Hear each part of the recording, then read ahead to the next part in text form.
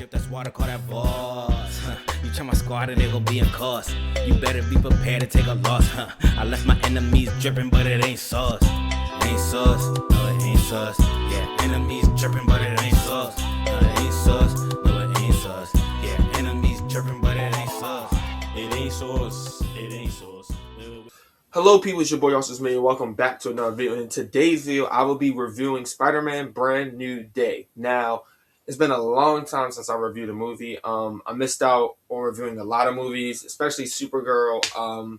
But I knew that I was not going to miss out on Spider-Man for sure, especially since this is probably one of the biggest movies in the summer that's going to happen this summer. So I knew for sure I wasn't going to miss it. This is going to be a little bit of a quick review. I'm probably not going to do any spoilers, even though most of the spoilers are probably going to be out a little bit now, since you have early screenings on Thursday today, and then you have some early screenings yesterday. And definitely by the time this video comes out, people are going to be gone to see the movie on Friday. But I'm going to still keep it.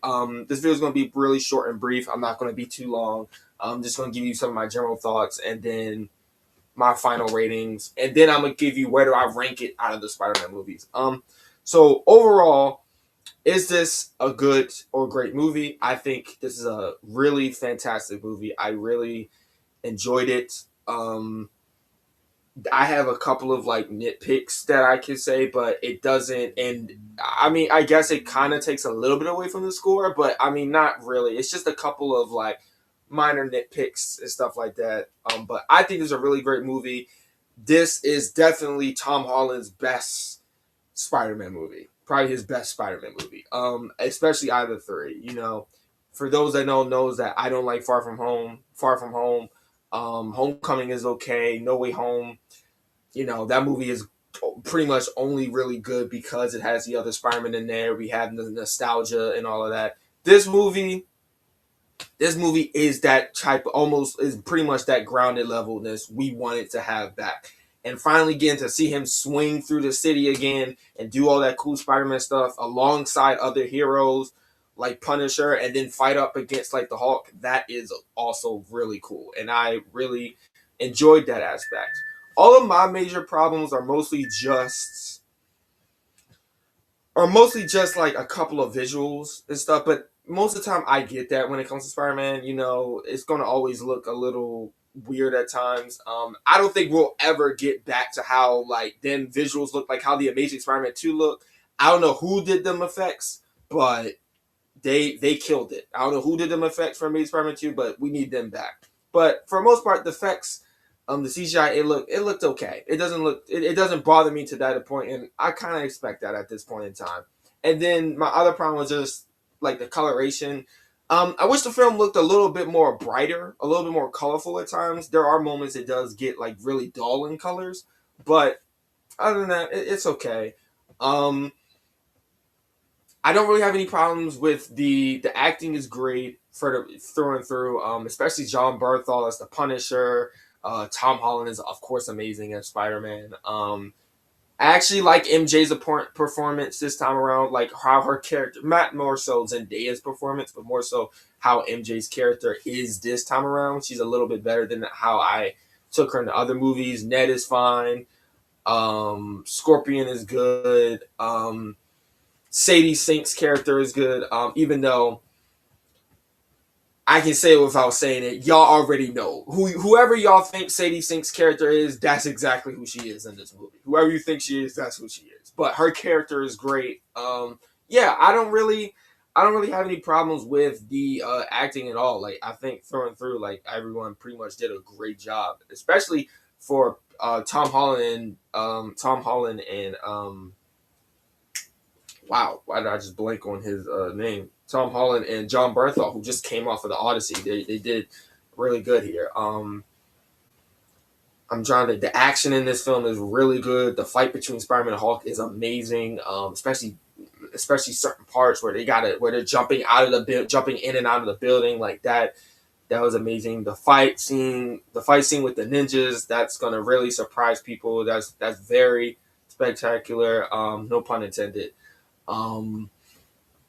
The stuff with the story with Peter, like this story is like very heavily about Peter Parker and like what he's going through and how he lost his life, how he's trying to regain it back, life after people forgot him, and him trying to get his friends back and trying to maintain being a friendly neighborhood Spider-Man while also trying to find his Peter Parker life back, and then while also dealing with this mutation that he's going through. And the mutation is the way it goes is actually pretty cool. I don't really have too many gripes with that.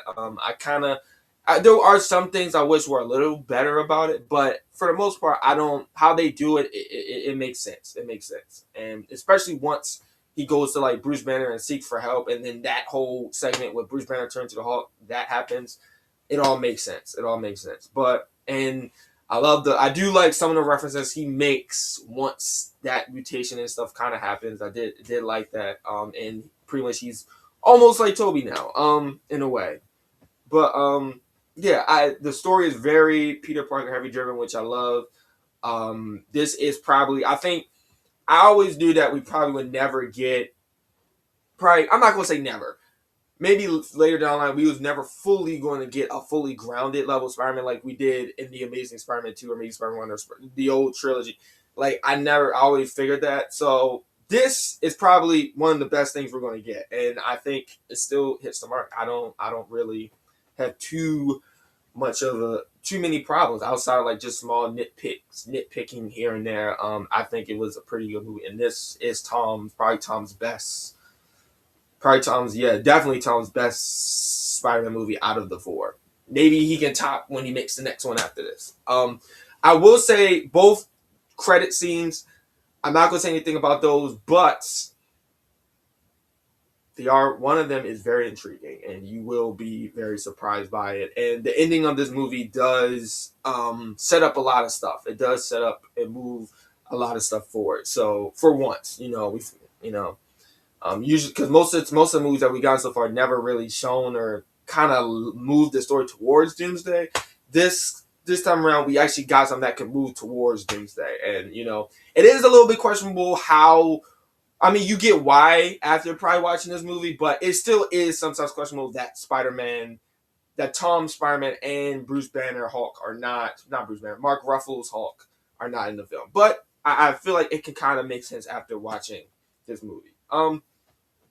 I will say, after watching this movie will be out of the ranking of Spider-Man movies. I will say, I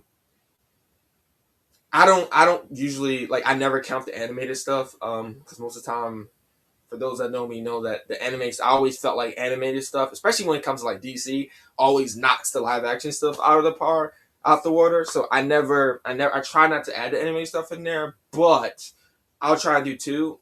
So for me, this movie is definitely top 5. It's definitely in the top 5, hands down. I don't think anything. It's the same thing with like The Dark Knight.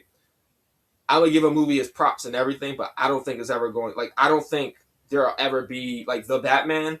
Maybe The Batman 2 might change, but I don't think there's ever going to be a movie that will knock The Dark Knight out of the number 1 spot for me. And I think the same thing is for here. I just love Spider-Man 2 so much and related to that movie so much. And you can say it's nostalgia, but I just especially now after graduating college, I related to that movie so much. And those problems of having to balance your life back and forth and then losing yourself, that I just don't. It's kind of hard for me to knock Spider-Man 2 out of number 1. This movie, it has its moments where I was like, Spider-Man 2 might gotta go. But then it has its moments where I'm like, nah.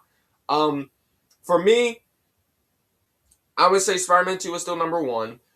Spider-Man 1 by Sam Raimi is number 2. And then number 3 would be Spider-Man Brand New Day.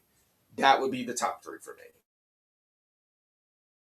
That's the top 3 for me. Then that would be the top 3. Then after that, I would say the Amazing Spider-Man 1. I have a soft spot for that movie. I don't know why. The Amazing Spider-Man 1, Spider-Man No Way Home. Then I would put Homecoming. Then I would do Spider-Man 3. Then I would do the Amazing Spider-Man 2. And then, in my opinion, it's a good movie, but a terrible Spider-Man movie, I would have at last place what I think is the actual worst Spider-Man movie is Spider-Man Far From Home. Yes, that would be my rating. So my top 5 would be Spider-Man 2, Spider-Man 1, Spider-Man Brand New Day, The Amazing Spider-Man 1, and then Spider-Man No Way Home. That's my top 5. If you're including in the Spider-Verse stuff, then the first Spider-Verse might take out the Amazing Spider-Man 1, and then that might bump down. And then like maybe like after Homecoming, it'll probably be before Homecoming. It might be across, but it doesn't change. My top 3 is pretty much the same. Like Brand New Day is definitely top 3 for me. Like it's definitely my favorite Spider movie out of them all now. So, and then if you don't include the animated stuff, the top 5 is still in the top 3. So, yes.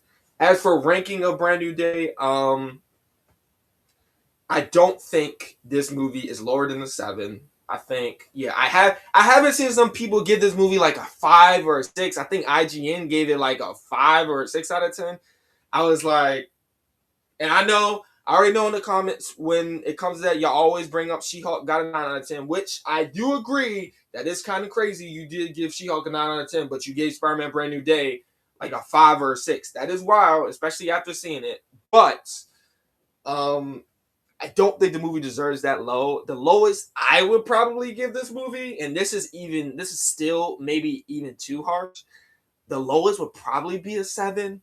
The highest is a 9. I never go to a 10. I never give anything a 10. The lowest would be a 7. For me, I'm looking at like an 8 out of 10, 9 out of 10. But I'm gonna go like in the middle. I'm gonna go with an 8 out of 10. I think this movie is pretty good. Outside of like a couple things that take off the 2 points. Excuse me, this movie is pretty like really good to me. Like I really enjoyed it. I would definitely be watching it again. Might even go see it in theaters again to see it in 4D. But yeah, I'm gonna personally give the movie an 8 out of 10. That's the score I'm gonna give it. It should 9 out of 10 is the highest, of course. It should not be lower than a 7. I would not give it lower than a 7. 8 out of 10 for me though. 8 out of 10 for me. Really good movie. Definitely should see it and check it out. And you will be very surprised by some of the stuff that happens. And that now with the director that directed this movie, I am very confident in what's to come after this. It has given me a little bit of hope for what's to come after this, and a little bit of excitement for Avengers Doomsday.